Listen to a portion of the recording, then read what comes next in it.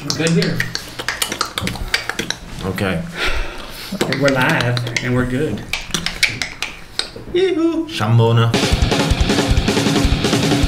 Are you ready for the startup experience of a lifetime? 3 determined guys building their dreams and sharing their journey. Buckle up and grab a beer, because these guys will blow your mind. You're locked in to the Jerusalem Hub audio experience, and it all starts in 3, 2, 1.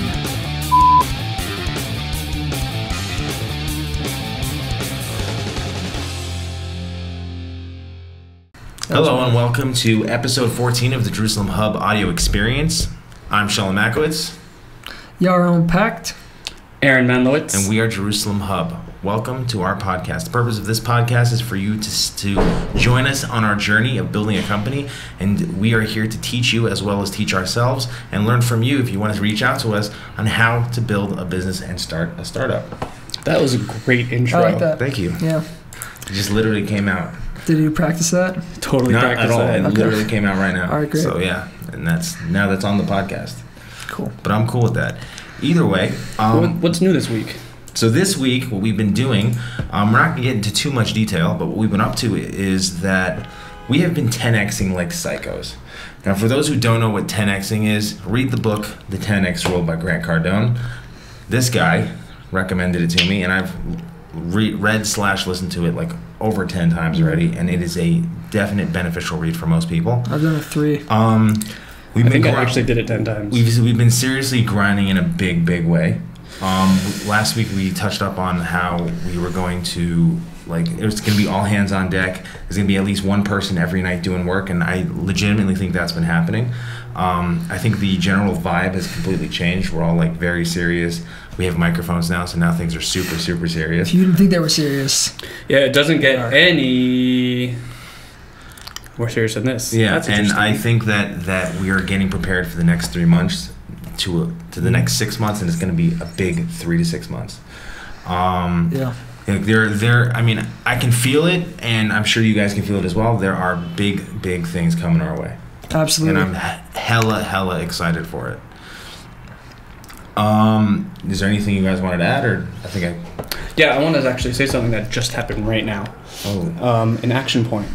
You say Okay. we're 10xing. It's just like this just happened right now.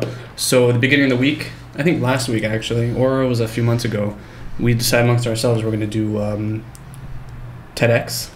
Yeah. So I applied for the license on Sunday. Oh, yeah. They just responded. Explain who. Before you go TEDx. into that, explain what TEDx is. TEDx is TED Talks. First of all, you have TED Talks, and TED Talks is the where they gather in these like really broad topics, and they talk about like really interesting things. They talk about anything from motivation Yeah. to new techniques to get better at all sorts of different, life, business, technology, and everything in anything, between. or just like weird stuff. So TEDx is not necessarily not run by TED itself, but they grant licenses to individuals or companies or people to host their own TED type of conference.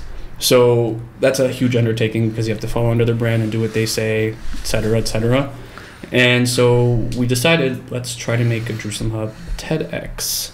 Okay. So you're probably wondering, like, but just think about the thought process of even taking the step forward Right. to that falls right under what we've talked taking action to make something happen. Right. And it comes under also unreasonable, because let's be Totally honest. unreasonable. Like, who are we to just Who are we? run a TEDx thing? So they just responded to me because I applied for the license on Sunday, which was a very comprehensive, deep, long, and annoying process because it's a long form and there's a lot to fill out, a lot to do.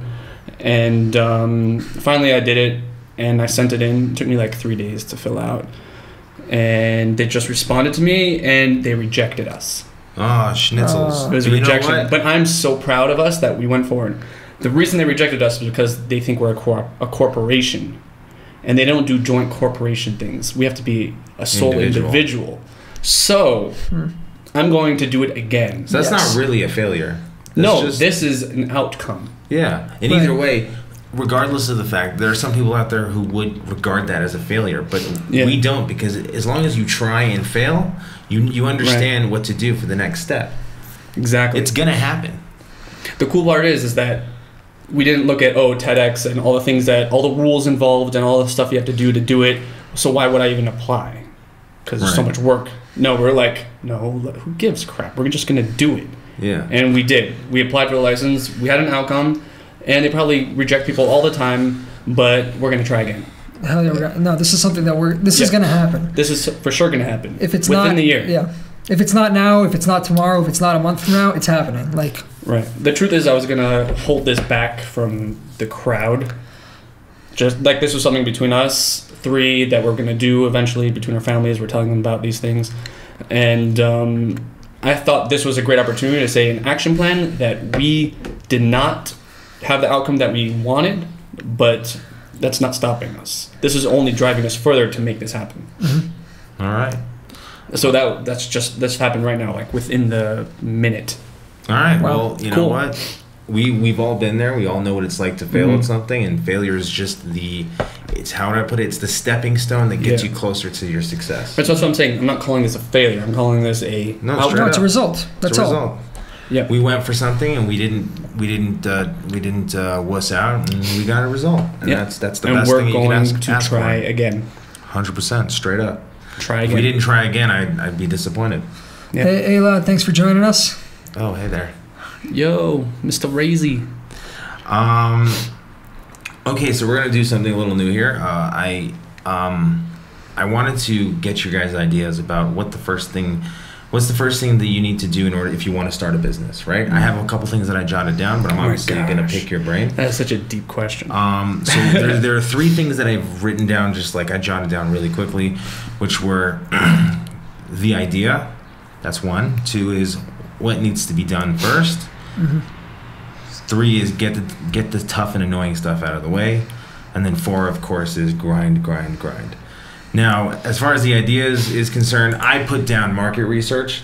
Mm-hmm. If you guys have any other things that you want to add to that, I do. I mean, so one, I think that would be a common answer, as well as business plan. Something interesting though is I was reading the 10X rule again last week, and Grant Cardone says like. Everyone says business plan.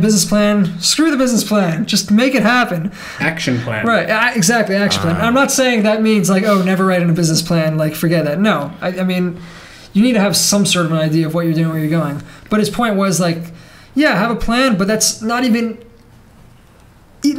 close to as important as just making something happen. Right. Well, I mean, I was thinking on more of a practical basis, because as you guys, as I know well enough, like when someone says action plan, just do it. That is literally the most intimidating thing that anyone can ever tell anybody. Like if you have an idea, what are you doing? The one thing that's stopping you from doing that idea is the action. Mm-hmm. So what do you do before the action so that you can get yourself to that action point? That's the real question. That's what we're really touching up here. I wrote down a couple things when it came to what needs to be done first. Of course, with the idea, there's market research. You have to make sure that no one else is doing what you're doing, and if they are, you have to make sure how to do it better. Right? The next thing I would say... differently. Yeah. The next thing I would say is when it comes to what needs to be done first, this is what I personally suggest to other people. Maybe you guys have other suggestions, but I would say make a document, write down your whole idea in the most detailed way possible, so that you cut every angle. Mm-hmm. Then write a business plan, and then come up with a phase plan. That's pretty much, those are my 3 steps. Do you guys, what would you guys think as far as... Well, I mean, that sounds pretty consistent. Interesting. That seems, honestly, I think that's kind of what we did, which is kind of why it works so far. I wouldn't even change it. Maybe I'd add something, but I think that sounds pretty... It's interesting because we didn't do that much market research when we got into it. We didn't really look at who the competition is. That kind of happened as we were looking around or seeing other things. True. We did the market research after we decided to do it. Well, also, I would say that what we're doing is a little different. I think, like I mentioned many times in many of our past podcasts, this is like we cast it out a wide net. Right. We at some point there could be a chance where we pivot into something else. At some point we might realize where we have our strengths in some areas and our weaknesses in other areas. Right. So that's a little bit different. What I'm talking about is for the people out there who are listening, is if they have an idea, because everyone has an idea. Everyone wants to do something. Everyone wants to change their life. Everyone wants to be their own boss. Right. If you don't want to be your own boss, then I would like to meet you, because I don't know anybody like that. The point is that I don't blame people that don't want to be their own boss. That's actually true. I mean, no, but it's a dream of everybody's. I'm sure everyone goes through this point where they sit and they think, and they're just like, oh, what would it be like if I didn't have to wake up and go to work at 9 a.m. and I can go work an hour later and I could leave, and you know what I mean? You know what's funny? That's actually not true.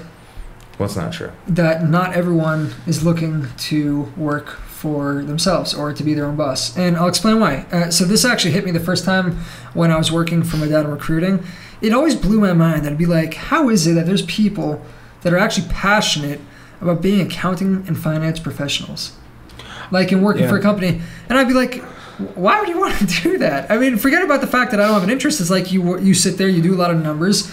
And the thing is, what I finally got with it is, number one, not everyone wants what you want, right? And number two is a lot of people, what means more to them than doing something that they want or doing something that they're passionate about or working for themselves is doing something that's consistent, that lets them live the lifestyle that they want. So a very close friend of mine, actually, he's right now in school to become an actuary. And I asked him, like, that's cool and all, but he really is a genius. I'm like, why don't you do something yourself? Why don't you go and like rise the ranks? And when it comes to actuaries, there's not a lot of places to rise. You kind of like do what you do. You get paid a decent salary, like you get paid a good salary, but you don't really move up much. So why do you want that? And he said, because it's consistent. Like, it'll allow me to just kind of live the lifestyle I want. It'll give me enough money where I don't need to worry. And for me, that's the ultimate goal. I don't want to have to do that, like build your own business, for example. Yeah, in theory, and when you get to the end, it's amazing because you have this amazing lifestyle when it works out and all that. But until then, you have no work-life balance. Like, it's inconsistent. You don't know where your next meal is going to come from. You don't know where you're going. You don't know if you're going to get there. So for a lot of people, they don't want that. That's what school is like, basically. True. That's exactly what it's I honestly, even though I totally get what you're saying, I respectfully think I disagree. Okay. Just in the simplest sense that I think most people who become accountants or become whatever it is, or work for that 9-to-5 job, whatever it is that they're doing, I think for the most part, all of those people at least had an inkling of an idea or a thought that they wanted to achieve a certain amount of greatness and live the life that they wanted to live. I think the only reason why they haven't is because they have just chosen to take the safe bet. That's the way that I think. The reality of it is that if someone who wants to be an accountant, he wants to be an accountant because he can get a job, and that job could pay him certain amounts of money, and it could be a good safety net for the future. But by the way, anybody that's watching, if you guys have any thoughts or ideas about this topic, please chime in. We'd love to get an outside look into this. But in my opinion, I feel like the drive to want to build something on your own, I think it's in everyone. I think the only thing that discourages everybody is just the amount of hard work that it takes. The amount of people who will tell you you're stupid and you're an idiot for doing that and you should just do what everyone else is doing. The amount it's interesting actually. When I went to go see to Landmark, when you guys told me to go to Landmark, they were talking about how you wake up. Maybe I'm saying it wrong, but this is how I understood it. But they're talking about when you wake up in the morning. When you're born, right? You're born. Nothing's wrong. You have no insecurities. You're a baby. You don't care. You poop your pants. You know what I mean? No one cares. Then as you get older and you're exposed to more things, you start developing certain insecurities. You start developing certain things that you didn't have in the past. Based off of experience. And the way that they described it in Landmark was that every insecurity that you have, you put on a pair of glasses. Right. And then everything you keep putting on a pair of glasses, keep putting on a pair of glasses. So let's say if you have like 100 pairs of glasses on, can you see through those glasses? Meaning what you're saying is... Where did you go for this? They brought me. They dragged me. It's a program called Landmark worldwide. It's like a motivational, transformational kind of program. But it's interesting. I went to something. But the way that I'm similar to right. That. So the way that I'm trying to, they said the same thing. It's like a universal thing. 100%. Lenses that you're putting on. Yeah. Right. And what I'm trying to say is that I personally believe that everyone has the ability to do that. They just don't know how to tap into that inner power and just say, you know what, screw it. I want a better life, and I'm going to do what it takes. And that is very hard to do. And you know that, I know that, and I'm sure you know that. We all know that. It's really That's hard. the type of work that really brought me to where I am now. Learning about these lenses, learning about all these different beliefs that we used to have about ourselves that were holding us back, like, oh, I'm not good enough, I'm not capable enough. Well, those are the lenses. There's a ton of them, like the fear of everything. Fear of rejection, exactly. Fear of so just to break it down anything. Fear of letting your parents down. That's a big deal. So just to break it down for our viewers, right? As Shalom was saying, when you first start off, you're born, right? You have no lenses. You just see the world as it is. No negative, no positive. This is the way the world is. When you're 5 years old, somebody steals your lunch, right? All of a sudden, you make a decision. Life's not so good. People are bad, right? Boom, that's one lens. When you're 10 years old, somebody mugs you. I don't know, right? You get punished by your parents. Sure, you get punished by your parents. And therefore, you must not be good enough. That's another lens. So after 5 or 6 lenses, now you still see the world, but it's no longer clear. Now it's through these lenses. You know, now it's some purplish, bluish color. And that may be the way you see it, but that's not actually the reality of the way the world is. So I want to bring this down to a more of a physical level. Okay. Yeah, please. This is very interesting. This is a thought that I had for a while. Let me ask you, do you both wear glasses? You're wearing glasses. Yeah, I wear glasses. So when did you start wearing glasses? When I was early teens, I think. Why? Because my eyesight sucks. Did it suck before that? I don't think so. So the question is, like, what? No, it didn't. So what changed? Why suddenly are you getting glasses? Because your eyesight started to suck. I don't know. So this is my theory. Like, it's still weird, but it kind of follows along these lines. When I was around 10 or something, I got glasses, but I didn't have like the worst vision. And I know also your vision fluctuates. So your vision, usually, if you notice, your prescription got worse as you got older, and then it stops changing. Correct. Right. So my theory is that this is on the physical level, and let's take it down to the to our more emotional level.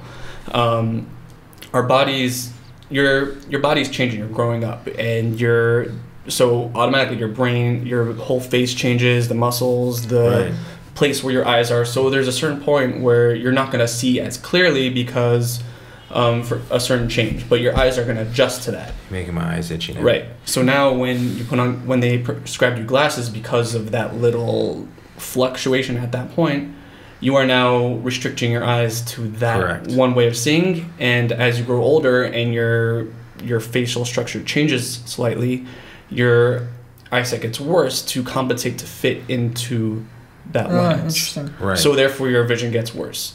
Okay. I'm almost there. And then when you get to the age where your face stops growing, your prescription stops changing because you're done growing. Right. My point is that your vision only changed because your prescription got bad. Is only because of that one point, which, for all intents and purposes, we're talking about glasses. You put on those glasses and they stayed there. I believe, I'm trying to do it myself, that on the physical level, I have a -5 on both eyes and astigmatism, which I had nothing. We could go back to 20/20 vision, 100%. I agree with you. I very much agree. So now to the emotional level. When we were babies, when we were children, we had the whole world in our hands. Everything, we could smile. Like my baby, he's just always smiling, always happy. I want him to be happy forever. Right. I don't want that smile to turn to a frown, because that's what a lot of kids have. Like, what changes? What happens later in life that they're not happy Exactly. about? Where does it go? And that's the hard part about being a parent. Yeah. So it's funny how we got into this conversation because we were talking about starting a business. But we have to bring it back to where we were. This is directly relevant. So what does that mean? Not to stop you. I'm just saying I want it all to come around together, because that's when it's a beautiful thought. Let's swing it back. One spicy meatball. Another thought, and this is going to tie it all together. I think people have a misconception about what work means. Exactly. I agree. Think about it this way. You want to get a job as an actuary, or any job, engineering, anything like that. Right. What do you have to do? You have to go to high school. You have to get a diploma.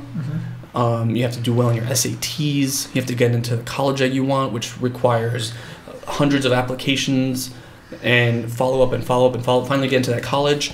You want to be in the top of the class so you get into the best company later on, which is competition, long, hard hours of studying, maybe networking with the right people, and getting your name out there so people like, oh, this guy, look what he's up to. He's doing really well in this class.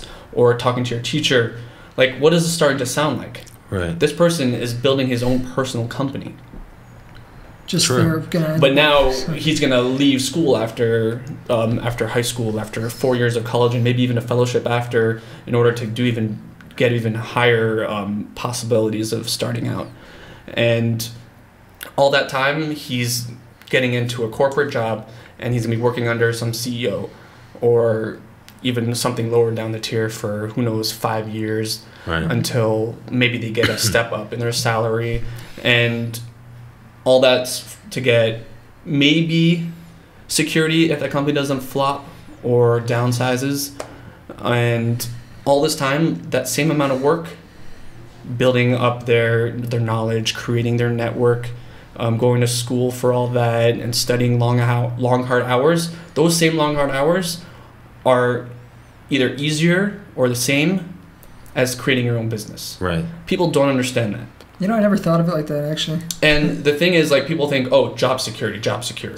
There's no such thing as job security. Think about all the jobs that Toys R Us and all those companies, Macy's, or all these companies that are flopping right now. All these people, job security, gone. Yeah. Right. Toys R Us was just like a lot of other companies. That was job security. It's garbage. It's all also, the corporation behind that. All those people who had those jobs.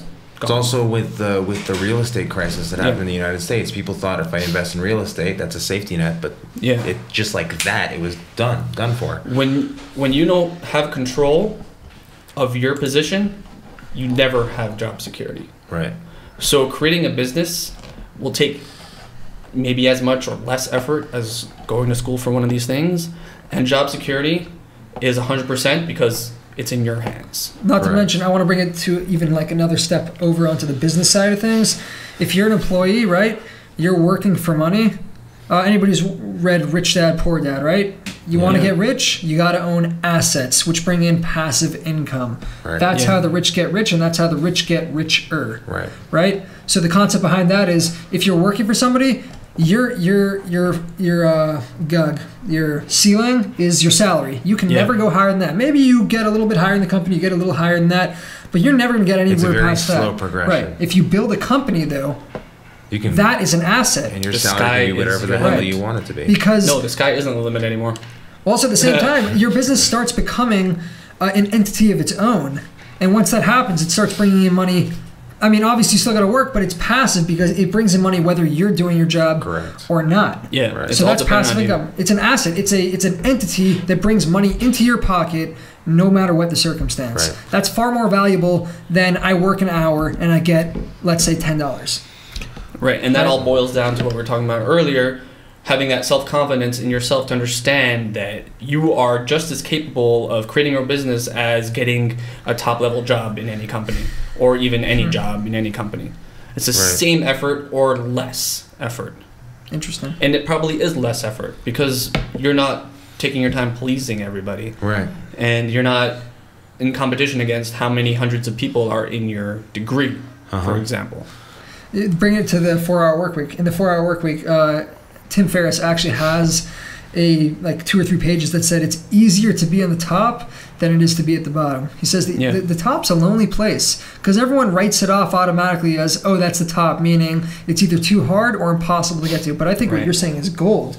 You're putting in the effort anyways. You're putting in those hours and hours of sleepless nights studying for your tests, writing essays. Why not do that in your own endeavor? Yeah. By the way, somebody's got to do it. Straight up. So there's nothing wrong with that. If you want that for your life, every generation, there's always new people who are going to be the new innovators. Yeah. Which means that it really anyone is up to it, and not to cut you off there, but just to bring things full circle, because this really the only reason why that was prompted was because of my argument towards your statement. Sure. Although a very sound statement, and I agree with it, but I think the reality of it is that everybody has the ability to achieve a great thing. The only reason why they don't is because they don't have the strength to see themselves through to it. But everybody has the strength. That's the point. That's the point of this podcast. The point is for us to show you that we can do it. I mean, we're nothing special. We're just three guys who's trying to make a name for ourselves and are trying to make the best of our lives. Building their dreams and sharing their journey. Here's the clincher for this whole thing. Ready? Good one. That was good. Here's the clincher. Clincher is people are like, I can't start a business. I need to take out a loan. I need money. How much did it cost you to go to college? Yeah. That's true. How much did it cost us to start Jerusalem Hub? Not only that, how much time... Wait. How much did it cost us to start Jerusalem Hub? To start at zero. As of this moment, where we're at 3-4 months down the line, maybe a couple $100 max. Yeah. Yeah, and that's just holding up the websites.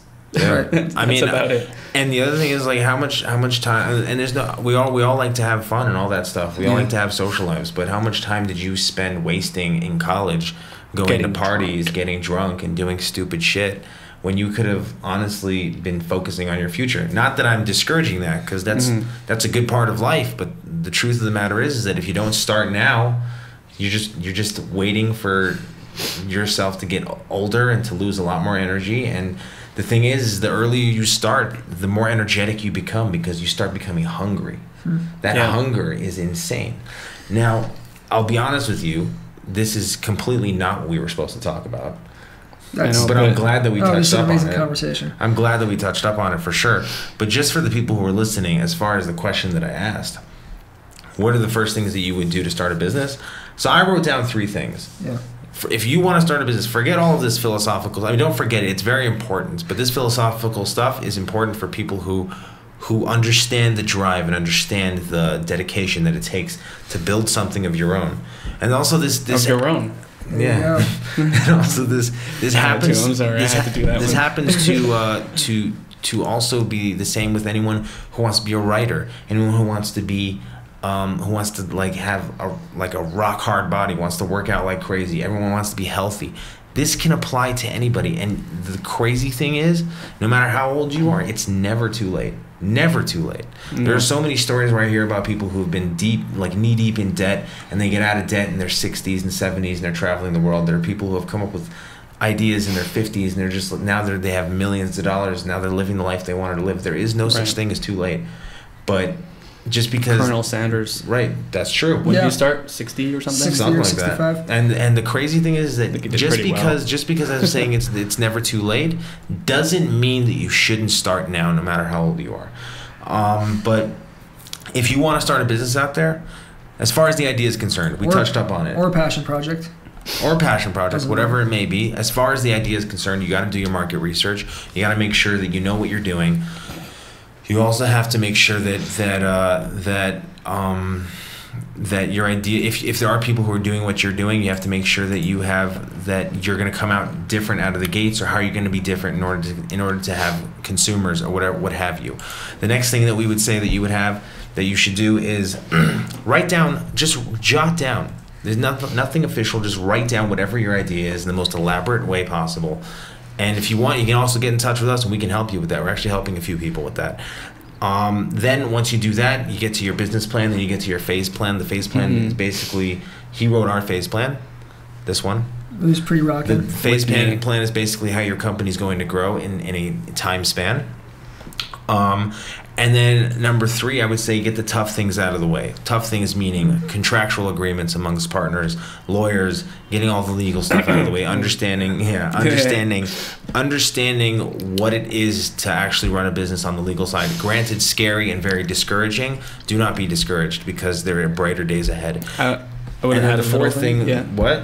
Go on. The 4th thing I would say, and this is the hardest part, is sticking to it and grinding your face off. Just grind. And what grinding means is spending those late nights, working 13-hour days. You might have a full-time job now, but if you understand it and say, I'm going to have a full-time job, but that is limited, and I'm going to do what I can to see this through to the end. There's always going to be more work, and you have to find a way to make it exciting. Right. I was going to add little small things to that. Like, I was being very vague. That's good enough way to start. So we can add like something whenever I start a business, first things I do, or have an idea, even if when I have the idea right away, like I go to GoDaddy, look for the URL. Is it available on Facebook? Is it on Twitter? I just grab it. Even if I'm not even taking action on the idea yet, I'm just gonna grab those names, because your internet real estate is really big asset to you, because everyone's on the internet nowadays, and I think that is very important. It's also good as an action point, because then you get it in your head that, oh, I already have these URLs. I already have the Facebook page ready. I have my Twitter. I have my Instagram. LinkedIn is set up. I'm ready to get going on this. And you start posting, and you start like gathering your ideas together, start making your product happen. I recently spoke to somebody who we're actually going to be sitting with at some point. We're probably going to be running marketing for them. Yeah. Money. Yeah, so they told me that they recently launched within the past month, but they were sitting on their idea since October. Wow. Like before us. And I'm like, oh, we're also new, but we kind of started right when we started. So which is awesome, by the way. We're a little bit unconventional, the fact that we just started. That's just what you got to do. I mean, we even made a video about it. We had like a little vague idea of what we're gonna do, like a little list of what we're gonna do, and we just started doing it and launched. Most people, they develop their idea then launch, but whatever. We didn't do that. That's not our plan of action, and it's not. Yeah. Anyway, that's how it started business. Just get it going. Next. Okay. Well, with that being said, since we were just discussing about how to build a business, let's talk about a huge business that acquired. You can take that. Ooh. As far as this is a section of our current affairs area. Oh, this is pretty incredible. A really big company, acquired another interesting tech company in Tel Aviv recently. It's actually really cool. You guys probably heard of the brand. You probably wore it on your feet once in a while, or had their apparel. Okay. Yeah, I'm just leading up to it until this loads. Nike. Watching the whoosh. I'll just like throw that up there. Nike bought a computer vision firm in Vertex. This was actually posted yesterday. Yeah, so Nike bought this interesting company in Tel Aviv. Because Nike doesn't want to stay in shoes, they want to sharpen their digital edge. They're trying to grow out. They're trying to go not vertical into the shoe line, they're trying to go horizontal into not just shoes, but technology and how they could, their understanding of their customers. What it does, it does a three-dimensional grasp of your foot or any part of your body, and that's what their software does, and they could suit it to something. So I assume Nike is going to use this to help size shoes better or something. I might be totally off. But yeah, they're basically trying to make a very compelling, they said the most compelling Nike consumer experience at every touch point. Whatever that means. Do you have any information on the company they acquired? So the tech company, they work in the area of mass customization, like full customizable wearable things. Like you want a fully customizable shoe that fits you perfectly in every way. You ever hear of those customizable earbuds? What they do is they take a mold of your ear. Oh, that's cool. And so they're going to do that for the customer experience? So they're doing that for customer experience for shoes. I'm kind of surprised that they haven't been doing that already. So what it does, they're creating a mobile application that can analyze the body in 3D to help ease the path of purchase. Whoa, that's crazy. So you can basically do it all online. Yeah, so you basically don't have to try on shoes. That's insane. That's pretty insane. And this company developed this technology in Tel Aviv. Good on Nike. And Nike bought it. So good on those people. What's the guy's name who opened it? Actually, what's even cooler, this brings it more close to home, in Vertex is an Our Crowd company. Meaning Vertex? What is Vertex? You know what I mean by Our Crowd company? So there's a company called Our Crowd where they do crowd funding for startups and technology. And they signed up to be part of, and Vertex signed up to Our Crowd to be part of it. And Our Crowd got them the funding from whatever, and they took off. They built their brand, they built their company, they built their technology. Nike found out about them, so oh my gosh, we got to get this into our system. They cut a deal. They haven't released what the deal is and how much the purchase was, but go Our Crowd and go in Vertex and go Israel. That's crazy. I mean, I don't know personally. What were you gonna say? I was just gonna say I'd like to see BDS people start wearing Nike. I don't know personally, but like from what I can understand, I think that Nike's in a heated battle as far as the market is concerned with like Under Armour and stuff like that. And I think that was their main reason for purchasing this company. It was just based on the fact that they need to be able to engage the customer more.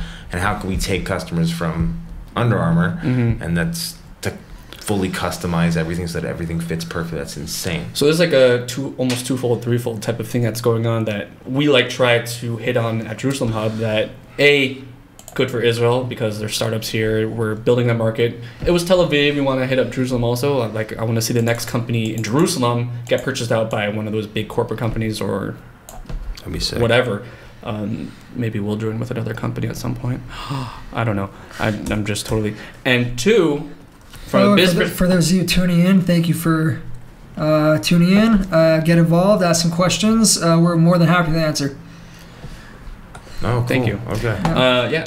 And for a business perspective, like this is something we talk about: business plans, ideas. Nike. They want to increase their brand. They want to get on top in a different way. They have huge competition with other companies like Under Armour that you're wearing. Is anybody wearing Nike? I'm not. No. I'm wearing Under Armour all the way. Yeah, the hat and the. Anyway, so it's totally a business venture for them, and awesome. And they're trying to not stay vertical in the shoes, but they want to bring a more immersive experience to their consumers. And by doing that, by pivoting into a whole new realm in order to bring their technology into other places. And I think we've seen this with other companies doing this as well. Yeah. Cool. That's awesome. There's so much crazy stuff Israel's happening. growing in so many ways. I'm sure people don't even realize it. Right, so I was saying there's two fronts. You have the Israel side of technology, and you also have what's a smart strategic position for a company to take. So for Nike, they're like, well, let's go into let's build this technology. What's next? How would I? Okay. We'll make it happen. I'm gonna move on to our next segment of the podcast. We're heading to the Uncut and From the Heart segment. Nice. So for people who are listening, the Uncut and From the Heart segment is where we talk about. Uncut and From the Heart about what we're dealing with, specifically in our business world, but also just in life. And that can be motivated, or that can be business motivated. So if anybody listening in wants to get involved and ask a question or give a comment that they'd like us to talk about, please do. We'd love to have you guys be part of this. Just to run through, I mean, as far, I can speak for myself, but I can also observe it as well. Like we're getting shit done. Yeah. And there's no other way to sugarcoat it. There, like that is something that I'm very much proud of. I've actually, speaking for myself, I found the energy within me that tells me, like, this little voice in my head kind of tells me, like, no matter what happens on a day-to-day basis, I will intend to do everything that I need to get done. And so far I've been doing that. And I think we've all, I think that we've been really, like, hitting the grind. And I think there's just been this vibe or shift that's kind of happened mentally where we're just like, we sit here today, and I honestly think, like, even sitting here right now, I'm just like, things are happening. Like, something's happening here. Yeah. I can't even, like, words can't describe. Like, we've no longer come up to that point where it's like we're afraid of following up, which is scary for a lot of people to do. For most people, we're like, we're just gonna do it. We're gonna be in touch with these people because we're so close to everything, and it's just like, let's just grind it out. Yeah. And I have to say, like round of applause to everyone here just for like keeping grinding it out. And the greatest part about this, by the way, is that at this point there is no stopping. Like, what? You can't. Yeah. No. But some people do stop at this point. Well, No, a lot of people stop at this point. No, because a lot of people get to the point where, I think when you get to the point where you're not quite sure where to head next, most people go like, oh, there's a wall in front of me, I'm done. I'm not going to move any further. But if you really think about it and go, okay, it's not necessarily about going forward. Maybe there's a side step you can take. Maybe there's a different type of action that's not directly dealing with what you're dealing with right this second, but it'll move you forward in some way. By the way, a lot of things that you're kind of stuck on that wall right now, you'll figure out ways to deal with it later, right? So you can just like, okay, I don't know right now how I'm going to get this deal done with this specific company. Let me move on to another thing. Let me move forward in another way, because there's a lot of things that are involved with either your dream or a company that you're starting or that you're going for. You can always do other things. So just to give an example so that the people that are watching can understand what I'm saying specifically. Okay, so let's say we're trying to get a deal together, right? And we didn't quite finish our contracts yet, so we're like, okay, how do we move forward with those? Well, that doesn't mean that the whole operation needs to stop. We can still work on our SEO. We can still work on new things, like, for example, with our podcast. Now we have these new kick-ass microphones. There's always something new to do. So don't let that one detail that's bogging you down stop the whole thing. Do something else. So just going on that point, someone asked us a question. I'm going to address it right now. Yeah. This question comes from shout out Yitzy Staples. Right. By the way, Yitzy, I think I just answered your question, but yeah, please. Either way, his question is, if you're at a point where there is no action to take to advance, I don't know what that means. Say your product / business and are seeing no growth. What are you to do, and how are you to stay motivated? So as far as that's concerned, we also hit a point where we were like, what the hell's going on here?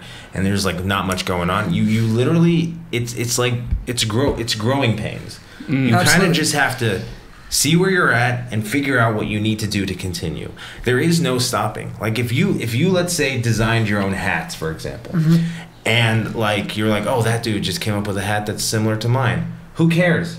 That dude's probably looking at you saying, oh, that guy's been doing what I've been doing. Yeah. How am I going to compete with this guy? You just have to keep grinding through, because at some point you're going to work harder than they are, and you're going to end up winning the battle, per se. So the way to stay motivated is just try to keep your mindset geared towards the work and keep moving, because there really is no end to any idea. I mean, that's the way that I see it. So the way I approach this question is, like, this happened to me a lot starting businesses or even working for other businesses. Like, you hit that plateau, oh, this is not working anymore, what am I to do?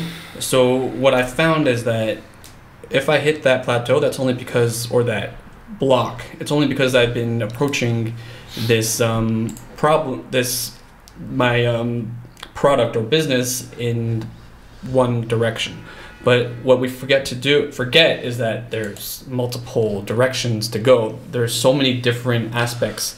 Or what I do a lot is growth hacking. And in growth hacking, you have to understand that there's something called split testing, where you take multiple routes and you find a route that is catching fire the most. There's absolutely no way of getting stuck if you go that way, when you have multiple ways of working the business out, if you hear what I'm saying. Yeah. So there's always an action. It's just that what is the action that didn't work, why didn't it work, and what is something that is related to that action, or something on a different thought process. Like, for example, like, I think the fact that we have multiple, maybe tens of channels of getting our content out there, is one way that's keeping us afloat, because we're just always out there and we're basically hitting everything. And if one section is not growing, the other section is growing. That's what seems to be working for us. And plus, we have multiple ideas of how we're going to make revenue. We're going to be working with investors. Right. We're going to work with startups, small businesses, marketing. like it's all within the umbrella of Jerusalem Right. Hub So just as our because business one- and product. So just because one thing's not working doesn't mean that the whole thing's not working, right? Have multiple Yeah. arms to whatever you're doing, right? And by the way, you must put aside business for a second. You have a project. You have something that you want to grow towards. I don't know. I'm just going to make something up that's Yeah. relevant to me. I want to learn how to wingsuit. I think that's pretty cool, right? If you So, do it, know, I'm joining you. Hell yeah. We're going to get a commission together. So the point is, though, right now, I can't do that. But that doesn't mean that I can't take steps towards that. How can I do that? Well, Yeah. number one, I think that's something you got to be fit to do, right? So I can start, keep on getting fitter and fitter. So even if it's 5 years from now, well, if I start training myself now physically for that, that'll help. Also, I can learn and do research, or I can find out where I can go. I can reserve my spot down the line. I can look into the price and cost of gear. Yeah. And by the way, down the line, I might decide I don't want to get involved with that anymore. But the point is, just because I can't do it right now, just doesn't mean that I can't start preparing myself for that or moving and taking actions towards that. Taking actions provides other opportunities for action. That's going to get you to where you want to go. Yeah. Also, it involves something very important called creativity. That too. You gotta get your creative juices flowing when you see like something's not working, and realize that this is not working, but it can work, and the sky's the limit. The world is infinite. There's infinite possibilities in the world. So if I'm not getting it to work right now, I gotta get my creative juices flowing and just start moving forward to something else. The best way to do that, I would say, like as motivation, is just to see what everyone else is doing. Right. And before we move on, I just want to say thank you, Yitzi, for that question. If you guys have any more questions out there, please, we encourage you to ask us. We're here to answer them. Yeah. Also, shout out to those who are listening. My sister, Adina Makowitz, she said, I need some motivational encouragement before I walk into class. Give some quick motivation. Motivation, you're awesome. Keep doing what you're doing. Work hard, and great things will happen. Mm-hmm. Don't go to class. It's a waste of time. I agree with that. But go to class. And also, for those of you who are out there listening, we would really love it if you liked and shared this video so this can reach a lot more people. Yeah. It'll help us out. It'll help you out. And we encourage more questions. And if you want us to give you a shout out, just let you know. Shout out to Yisrael Santos. We love you too. Yeah. And Slightly. any more shout outs out there? You have a shout out. Reiner, Alon, thanks for tuning in, buddy. But yeah, seriously, like, please keep tuning in on us. Do you guys have anything else you want to add as far as Uncut and From the Heart? I think we're good. Shout out to Yehuda. You need shampoo. Yeah, but in any sense, just to sum up the Uncut and From the Heart, the energy is clicking. Our mindset is totally different. We're like grinding away, and honestly, the feeling couldn't feel any better in my opinion. And I just want to work more. I love the work. I love the challenge because I know that it's gonna turn into something amazing. And that's as far as I can do summing that up. We're going to move on to the books we have read. I'm going to go first. I got deep into Crushing It, and I learned a lot of really cool stuff from Crushing It. A couple things that I really liked about it was the fact that he was talking about, first of all, he has testimonials of people who have really put in the work and really worked really hard to build their companies and where it came from. He talked a lot about how you have to be passionate about what you're doing. You have to be passionate about helping other people because it's a means to an end. If you help others, it allows you to find the comfort, not the comfort. It allows you to find the drive and the reasoning to do it, and then it allows you to succeed. As well as like doing it for financial aspects. You also have to do it for yourself so that if you are living your life in the way that you want to live your life, you can then use those skills or whatever it is you're providing towards other people, and they will take you more seriously. I'm not done with it. I'm going to continue to work to read it, and it actually is incredibly inspiring. And so far I love the book, and I'm probably going to reread it when I'm done with it.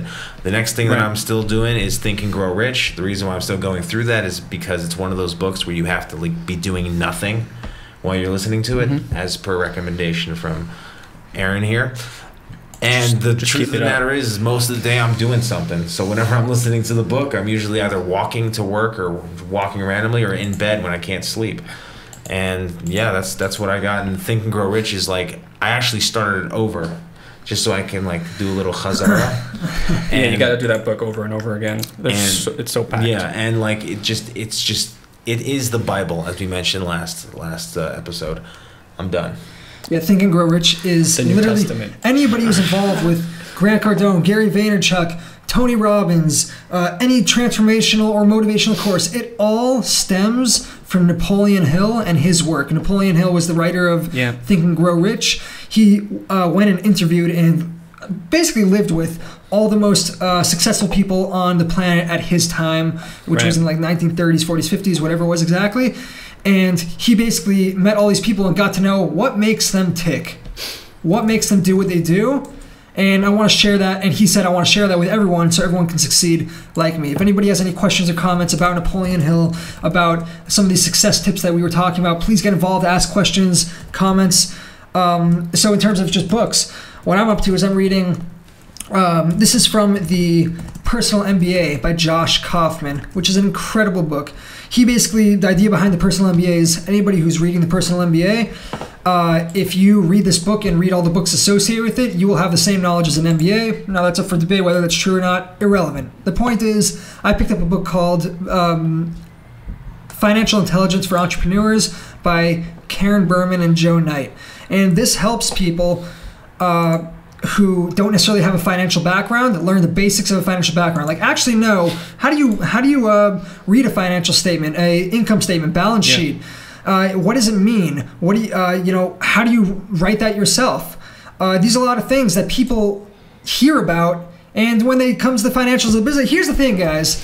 I don't care how much money is coming into your business. You could have billions of dollars coming into your business. If you don't know how to manage what's coming in, you're dead. If you don't have more coming in than going out, you're dead. If you don't know what your assets are, what your liabilities are, and like I said, how to manage that, your business is dead. It's not going anywhere. So even if you're not an expert, you don't need to be an expert. There's experts to do for you, but you need to know how your business is running, how your business is operating, and how much cash is going in and out. That's important. So that's why I picked up the book. I'm personally studying it, reading it. I want to get proficient at that, and I hope that's something valuable for people that are watching. Right, and it's interesting. I'm stuck with right now Think and Grow Rich because there's so much valuable information there that every time I listen to it over and over again, I learn something new that I missed the last time, and you just got to keep studying it. And Crushing It, I also read. I'm just gonna repeat that on that. There's so much information. The thing that I gained most from that, like, it's kind of it's almost repetitive of his first book, Crush It, but a little bit more updated because a lot of things that he spoke about there don't even exist today, because that's how fast social media is moving. Really, the main thing about that you should know about Crush It and Crushing It is just how to hack social media and use it to build your brand and business. That's the basic thing. The thing that I like more about Crushing It is that he brings out stories of people who used his previous methods and did amazing things with it. Just to update for those who are tuning in right now, we're currently talking about some of the books that we're reading because we self-educate, and we're hoping that you guys can learn a little bit about those books, maybe take them in yourselves. Go check out on our website, JerusalemHub.com/books. The link is in the comments. And get 2 free audiobooks so you guys can learn more too. On Audible. On Audible. On Audible. That's actually how we, a lot of us listen or read our books, because we don't really have time to sit and read. I mean, some of us do. Do you sit and read all your books? Yeah, I read some of them, but like if I really want to study the book, then I'm gonna read it like in a paperback or hardback. But if I just like, if you're working or if you're doing something else, but you just want to get something good in your mind, that's a really on the great bus way to do and it. you get sick when you read. So also, if I'd like to add, if you guys have any recommendations for books for us to read, we are totally up for recommendations. Throw them down. And like I said before, if you have any questions for us, we're answering your questions. And thanks for joining. Also, please, like I said before, like and share this video. It does us a lot of help. It helps us out a lot. We can help you out as well. Yep. And I mean, Aaron, I don't know. Did you touch up? You were in Think and Grow Rich. Yeah, I was just saying that I'm just reading it over and over again. Highly recommend it. It's a deep book. Let's see, the last thing that I really gained from it, I think I have to talk about it. It's really interesting. It's like toward the end. something that really hit me, almost discouraged me in a way, but kind of hit me in a way that they say that most people who are really successful, most people who got really successful, they were in between their 40s and 60s. Wow. The question is why? So we looked into it, and there's something called, it's interesting, called sexual transmutation. Oh, that's interesting. Yeah. Yeah, but it's more than like, what is that? So Have we got your he attention? discovered sexual transmutation. What the heck does that mean? So I'll try to explain it as best as I can. It's really the art of taking those sexual desires and pivoting it into being creative. Can I elaborate on that for a second? No, I'm gonna elaborate. Okay, on fine. Please go ahead. All right. So that's what I'm talking about. All right, sure. So Come on, bro. yeah, when you get in my grill, man. Anybody else watching want to get involved in his grill? So yeah, get in my grill. So their studies have been shown that the brain process that goes on when you're sexually driven is on the level of a genius. Yeah, I heard this part. Right. Your brain function is as high of a level as a genius in terms of creativity. Why that happens, they don't know. But those who are able to take that energy, that brain function, and use it for creativity, are basically creating from a genius part of their life, Right. of their brain. And you can add on to this when I'm done, Sure. because I'm sure you have something else to say, right? Hope. So how that ties into the 40 and 60 is that at that point, the sexual drive is more controlled, more contained. So they have that capability of harnessing that energy and using it for the creative purpose of working and making a business and being creative and creating that money flow. Right. And as opposed to people younger than that who just take that sexual drive and use it for their sexual drive. If I could just, maybe I'm going a little too deep down the rabbit hole, but we were talking about before about the whole, when we were talking about people's ambitions and people's drive to strive for more and for them to be better, that is just an example of the power that you can tap into that you're not aware of. Like, I think that's something that people need to take into account. They work hand in hand. As if you've been listening to us from the beginning, and as you may already know, the secrets to success are repetitive. They're repetitive and they're explained in different ways. Mm-hmm. And the truth of the matter is that anything's possible. I know it's a very loaded and weird and stupid thing to say that some people might think, but it's no joke. It's absolutely no joke. And we're living it, and you're going to watch us build it out. Yeah. So just to close that section off is that using that part, I just had to listen over and over again because it's mind-boggling. Like, how could it be that you can have the mental process of a genius? Do you know what gets me about Think and Grow Rich? You know how sometimes people regard to their children will like do something and you're like, whoa, that's so genius that he did that. Like, I remember I was like listening, I was overhearing two people talking. They were talking about how they got a new pool table. Yeah. And his kid came over to him and he was like, so where does the water go? You're just thinking like, what? Like, how does he even think that? You know what I mean? Right. And like, the truth of the matter is that one of the things that's so genius about Think and Grow Rich is the fact that the genius is simple. It's simplicity. You know what I mean? It's just that you just think it and you do it. How hard is that? It's not that hard at all. And that's the part that's and at the same time it is hard. Yeah, exactly, because of the whole glasses situation where you have all your insecurities and you have all these reasons why not to.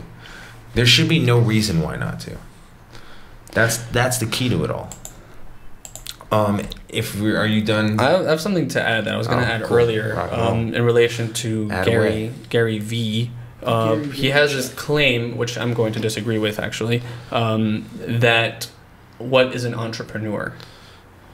So he claims an entrepreneur is someone who goes out on their own, puts everything into it, and makes a business and makes their personal brand and makes something happen. Right. So I kind of disagree with that. I think an entrepreneur is someone, it could be anybody. A student is an entrepreneur, but they're an entrepreneur to be a student and get a degree.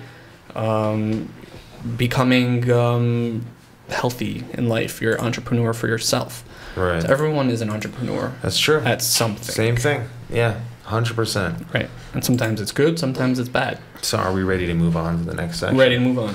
Okay, so the next session of our podcast is habits of an entrepreneur and a productive person.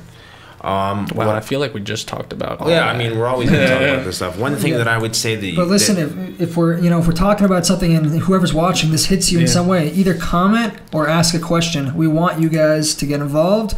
And, you guys open up things for us when we talk about things that, we have our docket. Yeah. But if you guys can bring something in that gives us something new, gives us something valuable, that's really valuable for us and anyone else who's listening. So please get involved. This is a tip that I'm giving because I'm implementing it at the moment. Like it's happening right now for me. And I'm adding more to the routine, more to the repertoire. What that means is that I've realized that things are moving to a point with Jerusalem Hub that it's going to be a lot of work and a lot of responsibility, a lot to do, a lot of keeping myself accountable. So what I've decided to do is to just say I'm going to do more of everything else in my life so that I can say if I can do all of that, then I can do all of this. Just keep the work ethic up, keep building that strength, and keep moving forward. So that's my tip. Add more to the routine. You have a tip? You don't have Where a you're tip. saying just to be more... honestly, for me, something that's been working really well There you go. is when I wake up, I just had a little bit of a brain fart. There you go. When I wake up in the morning, I do this meditation process. I'm not going to get too into detail about it, but it's a great way to start off the You day. just stole our own. Oh, did I? No. No, I do it. And if somebody has like a really useful meditation tip, feel free to drop a comment or we'll discuss it maybe or something of that sort. But for me, when I do that, honestly, it's way more powerful for me than drinking a cup of coffee. It helps me prep for my day. It helps me like build an emotional like excitement for the day. I kind of sit there, I think about what do I want to create through this day? What do I want to produce through this day? And as I just like sit there, personally I do it for half an hour, but I mean, it could be a little more, it could be a little less. And I just think about what do I want in my life also. And it gets me excited. I'm like, okay, great. Now what I get to do in my life for the day is I get to actually build what I'm thinking about. As opposed to if you just wake up and kind of go for the day, I mean, you got what to do. But it just really builds that excitement factor. So for me, that's a big deal, and that helps me be productive throughout the day. Go for it. Awesome. So for me, like, I think a lot of people, when they start something or they have an idea, they like, oh, I'm going to do this on my own, I'm going to make this work. But they forget that the best thing is your mastermind group. Bouncing ideas off of people. Boom. Because that's a good like one. when you put one mind together is just one what mental function that's going on. But when you have, let's say for us, we have three minds. We have three minds going into a project. And when we ask advice from our friends or people that we actually want to ask advice from, because not all friends we want to ask advice from. Advice from friends is not always good advice. So yeah. Sean. Okay. Oh, Sean Haber. Oh, Sean thank you says- for the stands, by the way. Yeah, He's the guy, right? Yes. Thanks for the bringing those stand, in. the mic stands. And yeah, and Sean, who's into personal fitness, he says meditation in the morning and night is the key. So I personally 100% agree with that, and it's great to hear that you feel the same way. Right. You could also Thanks for share that. with us what kind of meditation you do. Right. as So well. your mastermind group, bounce ideas off of people. Make a group of people that are like-minded like you. Have the same goals. Have the similar same goals, and you'll really see that you will grow. You will work faster. Exponentially. Yeah, and I like the that cool word. thing is, I just want to say that word. this is something. There's something a Gary Vee thing that I actually do agree with, which is actually very interesting. The way he built his company. He put together people. He has a massive marketing company called VaynerX or something. VaynerMedia, no? And yeah, so what happens is he brings people in who are like-minded just like him, and everyone bounces off of each other, and they find themselves working faster and faster and faster because they feel themselves growing and being more capable of it. When you're stuck by yourself and you're trying to make things happen, that's when you hit those like bricks and those bumps, and you're like, what do I do? And you're like, my brain is like farting so much. So just go to your mastermind, talk to somebody, and just bounce ideas. off of them and have them tell you that you're crazy. And if once they say that, then unfriend them. And that's my habit. Awesome. That I think a lot of us are missing, because everyone wants to be a loner. That's true. Don't be a loner.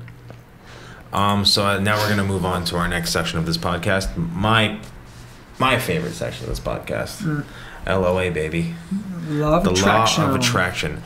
Just to speak for myself, I started. This is kind of adding on to my habit that I kind of gave everyone about adding more to the routine. Mm-hmm. I made this vow. You were there for it. I think my brother was there for it. I was like, I'm going to take it to the next level, fitness wise, right? Yeah. And I was just like, and it wasn't. And the crazy thing is that I've been working out for a while. I think you and I started working out. That's when I really started working out. I'm working out for a very long time, and I haven't quite reached that point. It's like being on a level, but like never passing the level. Right. Because the passing that level means putting in more work, dieting harder. You know what I mean? Just a lot of work. And I was just like, you know what? Screw that. I'm gonna get to this point, and I've been crushing it, like tremendously. And I think that it has to do with the fact that my mindset has changed. It has to do with the fact that I've taken into account that, like, my life is going to change no matter what. Things are going to happen. Good things are coming. Good things are happening. And I owe it all to LOA. I really do. And I don't know. I mean, for me personally, I feel amazing. I feel great. I've been just hitting it hard with working out, with dieting, and the whole thing. I mean, I don't know. You guys have been watching me. Like, it's legit. I wake up in the morning. I started working out 3 times a week. I started biking for cardio. I'm like killing it. And if it wasn't for what I'm doing here right now, talking with you guys and doing Jerusalem Hub and envisioning my success and envisioning where I want to be in life, I wouldn't have, here's the word, I wouldn't have the wherewithal to do what I'm doing right now. That's the word. And that's where I want to begin. And I'm telling you right now, this works. LOA works. Exclamation point, exclamation point, exclamation point.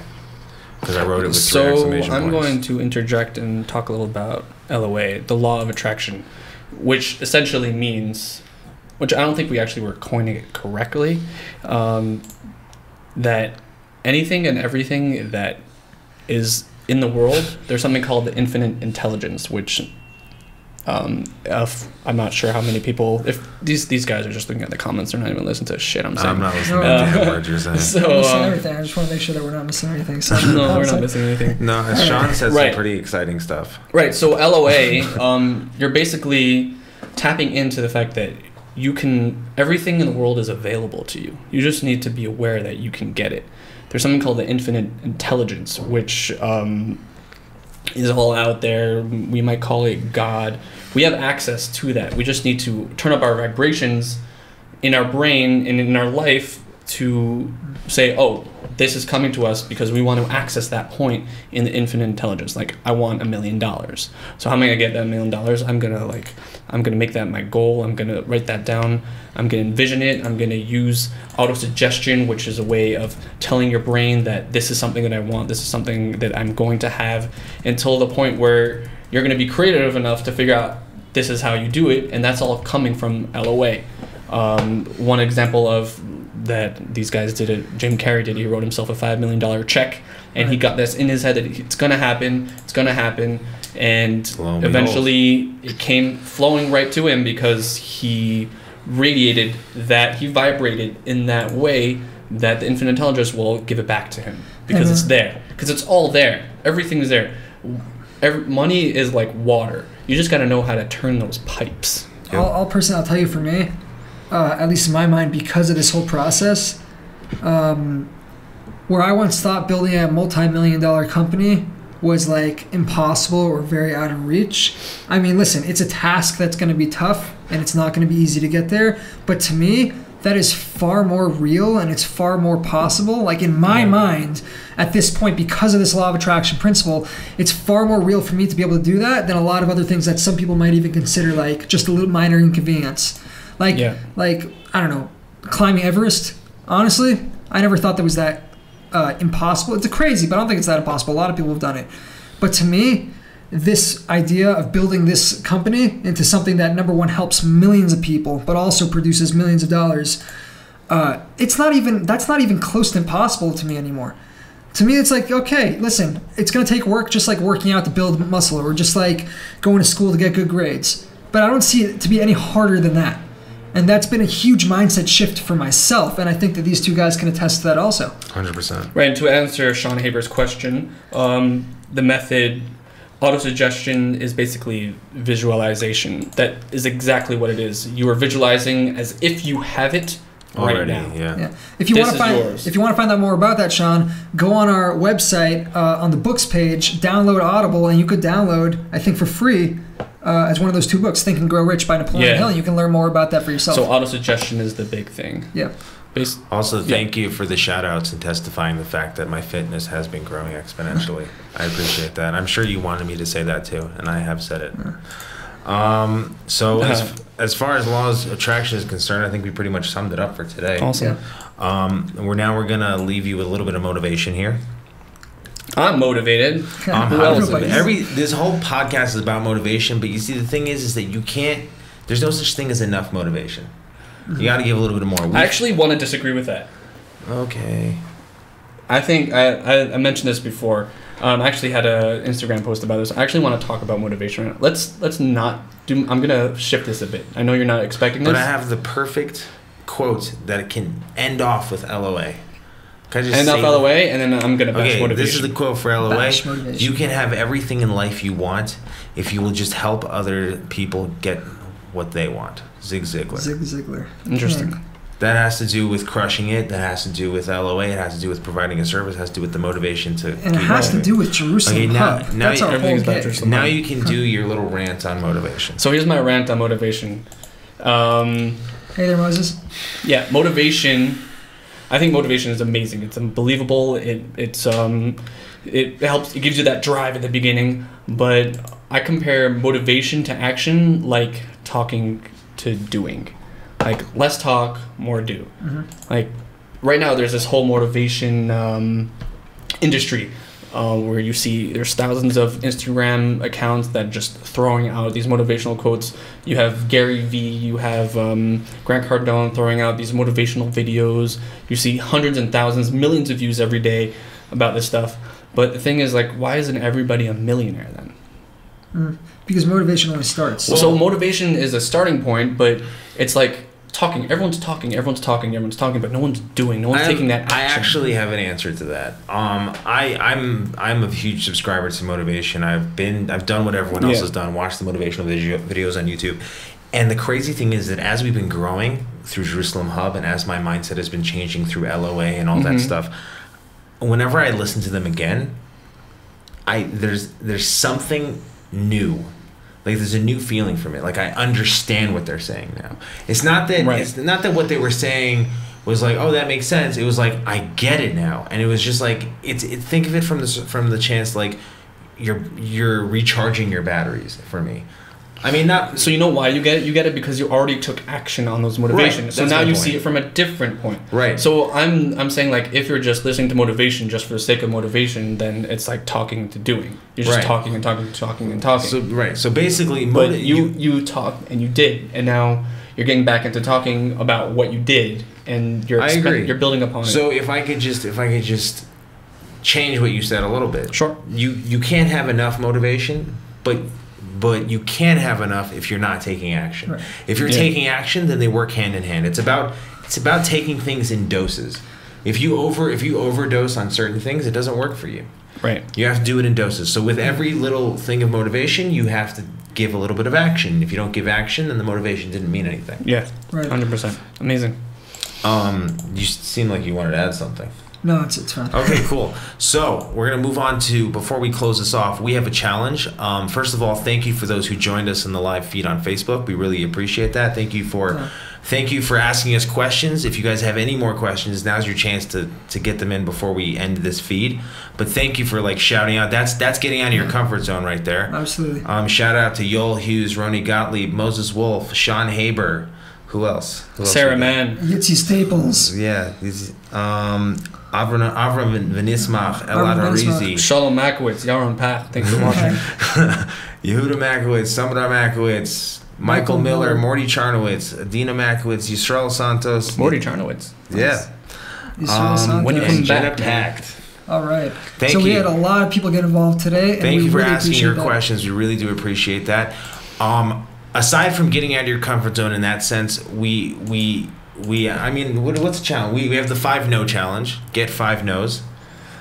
We have a challenge. Make your own Instagram story or Facebook story. If you tag us in it, we will shout you out.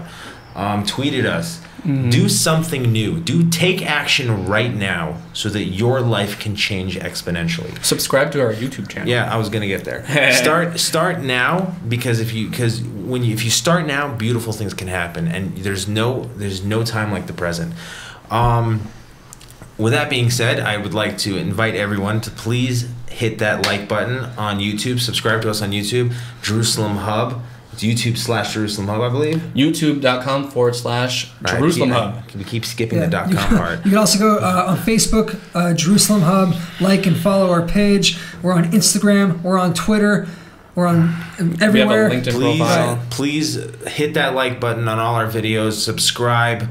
Comment. We will get back to you. We want to hear from you. Thank you for everyone who asked us questions. And Tune in next week. So for next week, I want to get you guys excited because I want all you guys to come back, right? Next week, we have an interview with Ofer Berkovich. Ofer Berkovich is running to be the next mayor of Jerusalem. We're going to talk about infrastructure in Jerusalem, in Israel, how we can how it's going to attract international investors, how it's going to attract more business to the holy city, and it's going to be super exciting for him, for us, and for everyone else involved. You guys can ask questions. It's going to be amazing. So please, guys, tune in next week. Also, thank you for all the lively comments from Sean Haber. We want more people commenting like him. Yeah. And thank you very much. Oh, actually, we have a question. Sorry, we have a question. At Jerusalem Hub, Gary V says that you have to start loving the loss. What does that mean to each of you? Wow, I actually watched that video today. Okay. I watched that video today. That's for me. I think it's what we went back to the beginning of our podcast. What did we talk about? Who remembers? I don't remember. TEDx. Right. We applied for TEDx and they rejected us. And loving the loss, they rejected us. Let's try it again. We got TEDx, this massive international organization, to reject us. We also had the balls to do that. Yeah. It's like, who the hell are we to do that? Love having the balls and enjoy the process of growing. And yeah, I mean, I can't. Yeah, so great question. Thank you for that question at Y Makowitz. Send us something funny next time. Yeah, like last time. Last time was just funny. Yeah. Again, I'm just gonna plug in. Please like and subscribe our stuff. And with that being said, this concludes episode 14 of the Jerusalem Hub Audio Experience. We're looking forward to seeing you next week. Thank you for joining us on YouTube Live, and for those who are going to be listening after the recording. I got it. Right. Thank you very much. And with that, we end. If you're watching on YouTube, please make sure to subscribe, support us, like, share, and subscribe, and you'll get more of our content, whether you like it or not.